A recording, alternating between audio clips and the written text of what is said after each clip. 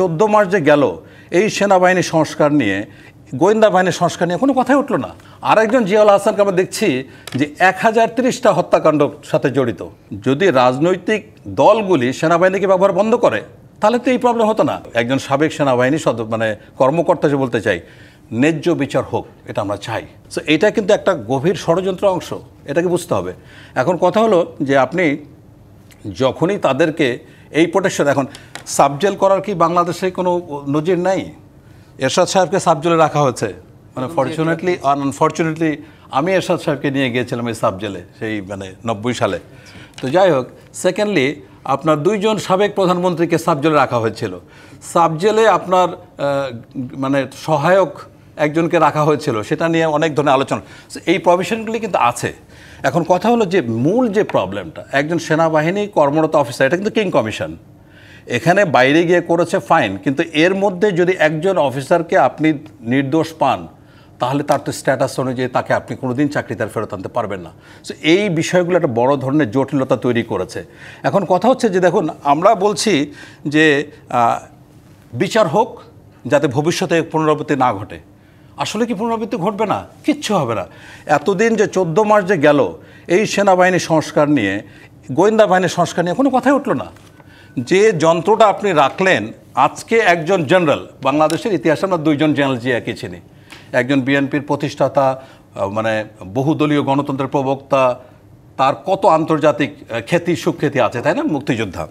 আরেকজন জিয়াউল হাসানকে আমরা দেখছি যে 1030টা হত্যাকাণ্ডের সাথে জড়িত।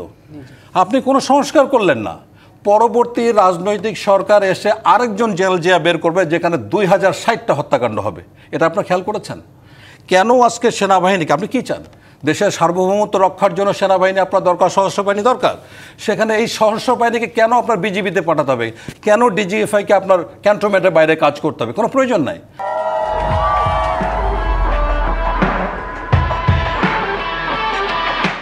আপনি এই সেনাবাহিনীকে দিয়ে বিজিবি থেকে নিচ্ছেন, এই আপনি মেডিকেল কলেজে নিচ্ছেন, আপনি স্কুলে নিচ্ছেন, কলেজে নিচ্ছেন, জেলে নিচ্ছেন, সব জায়গায়। কোথায় নাই সেনাবাহিনী?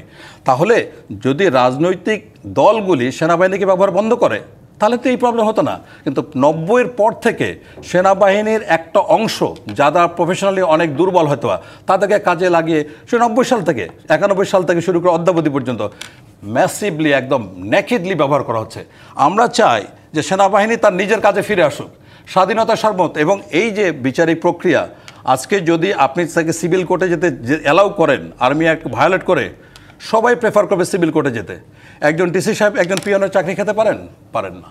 একজন এসপি সাহেবকে আপনার তার কনস্টেবলকে শাস্তি দিতে পারেন না। আজকে যদি আপনি এইটা ওপেন করে দেন আর্মি অ্যাক্টের বাইরে গিয়ে, তাহলে দেখবেন যে কোনো দিন আর সেনাবাহিনী থাকবে না। সুপিরিয়র কমান্ডটা কিন্তু ইম্পর্ট্যান্ট। আমরা ওই জলে স্থলে অন্তরিক্ষে যাওয়ার জন্য আদেশ শুনেছি, লফুল কমান্ড কি আনলফুল কমান্ড, এটা যে জিজ্ঞাসা করবে তাকে কোনোদিন র্যাবে পোস্টিং করা হবে না। সো আমাদের মধ্যে যারা অনেক ইনফেরিয়র, যারা পড়াশোনায় ভালো করতে পারে নাই, এরা দেখলাম যে র্যাবে যেতে চায়, পিজিআরে যেতে চায়, এসএসএফে যেতে চায়, ডিজিএফে যেতে। কারণটা কি জানেন? এরা তো পেশাগতভাবে উঠতে পারবে না। ওরা প্রধানমন্ত্রীর কাছে গিয়ে প্রধানমন্ত্রীকে আপা ডাকতে পারে, ইউনিফর্ম পরে পা ছুঁয়ে সালাম করতে পারে। এসব বন্ধ করেন। আপনি যদি সার্বভৌমত্ব রক্ষা করতে চান সেনাবাহিনীকে, হিল ট্যাক্সে আপনি পাঠান। Hill tracts is protected. আজকে যদি সেনাবাহিনী, সশস্ত্র বাহিনী হিল ট্যাক্সে না থাকতো, আজকে এরা বাংলাদেশ অংশ রাখতে পারতেন না। ভবিষ্যৎ আপনি নিয়ে আসেন উইথড্র করে, 1 মাসে আপনি হিল ট্যাক্স রাখতে পারবেন না। সো এই এতগুলি বড় চ্যালেঞ্জকে সামনে রেখে এই সেনাবাহিনীকে দিয়ে রাজনৈতিক দলগুলি যেভাবে নির্মমভাবে ব্যবহার করছে, সেখানে আমি মনে করি না যে ভবিষ্যতে কোনো ভালো কিছু আসবে।